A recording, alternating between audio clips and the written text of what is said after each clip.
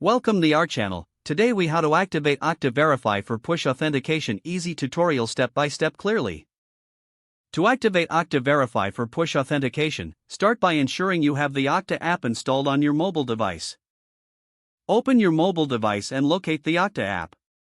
If you haven't installed it yet, download it from the App Store or Google Play Store. Once installed, open the app and sign in with your Okta credentials. After signing in, you will see an option to set up Okta Verify. Select the option to add an account or enable push notifications. Now, return to your computer and log in to your Okta account.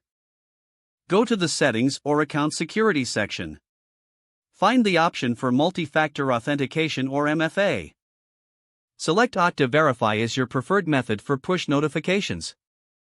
Follow the prompts to scan the QR code displayed on your screen. Use the Okta app on your device to scan the QR code. Once the code is scanned, you will receive a confirmation message. Verify that Okta Verify is now listed among your security methods. To complete the setup, test the push authentication by logging out and back into your account. Upon logging in, you should receive a push notification on your device. Tap the notification to approve the sign-in request. You have now successfully activated Okta Verify for push authentication. Make sure to keep your app updated for continued security and functionality. If the page does not load, refresh the browser or try again in a private or incognito window. Make sure you are using the correct email address, then retype it carefully to avoid small typos. If your password is not accepted, use the reset option and create a new strong password you can remember.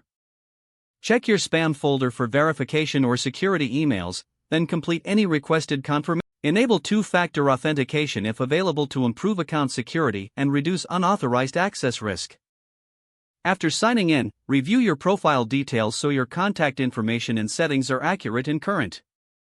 If you see an error message, note it down and try again after restarting your device and internet connection. Log out when you finish, especially on shared devices, to keep your account and payment information secure. If the page does not load, refresh the browser or try again in a private or incognito window. Don't forget to like this video and subscribe to our channel for more step-by-step tech guides.